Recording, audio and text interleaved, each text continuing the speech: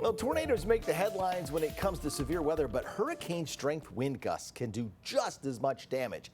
The city of Tyler found that out a year ago tonight. It was June 3rd, and as sunset approached, the sky darkened quickly as a powerful thunderstorm complex moved into Smith County.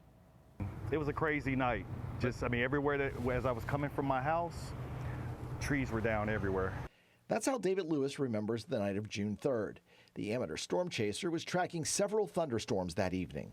So me and my kids, we chase storms. So we started out actually just kind of, riding around, following your weather report that evening. So this storm just really got its act together. Moving out of Dallas, we had some severe thunderstorm warnings with it. It turned southeast, and this storm has just gotten a lot stronger. All right, let's go back to radar here. As we go back to radar, so look at that velocity, 83 miles an hour. Those powerful winds roared through Smith County, including Tyler.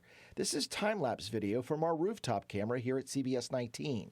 You can hear the intensity of the storm from this video shot out our front door. The peak winds slammed into South Tyler, and that's when Lewis got a phone call. The storm hit the Chase building, the building where Lewis works as an insurance agent. And when I pulled up, the entire roof, it seemed, was in the parking lot of the building. Doppler radar estimates a peak wind gust in Tyler of around 80 miles an hour. You know what I'd do? I'd go to my safe place right now. Those winds look like they could be pushing 70 miles an hour. A lot of damage that we're waking up to here in the city of Tyler.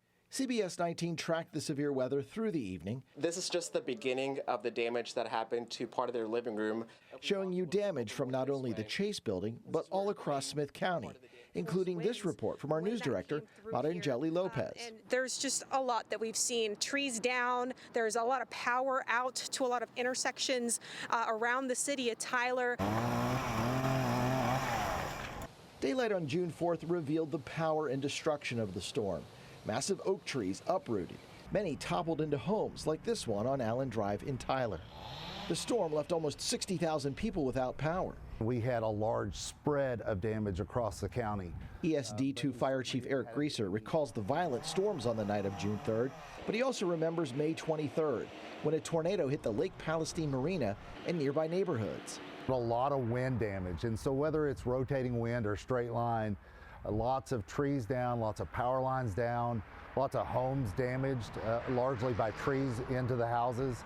And so the men and women of Smith County ESD2 responded to hundreds of runs in that period related to storm damage. Between May 21st and June 4th, 11 of those 15 days, severe thunderstorms developed across parts of East Texas.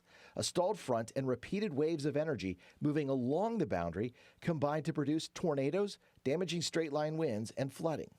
Brad Bryant is the meteorologist in charge at the National Weather Service office in Shreveport. He says late spring storms like this aren't typical in East Texas.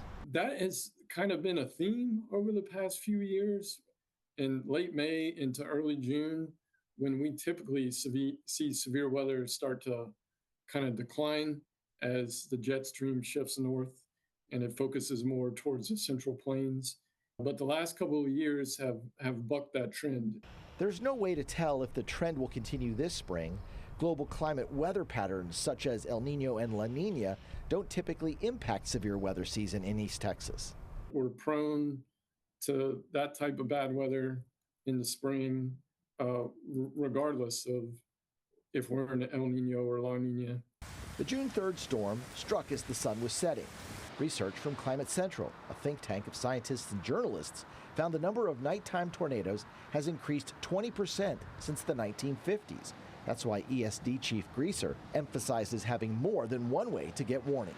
Especially when you're sleeping, a way to be notified, whether that's an app on your phone or more importantly, a weather radio that's programmed to your zip code that could wake you up, especially if we go under warning. Thunderstorms can rapidly intensify, just like they did on the night of June 3rd, a night that will stand out for anyone impacted like David Lewis. That had to be one of, in regards to seeing it form and then move into the Tyler area and the destruction that it left behind. I mean, that was amazing.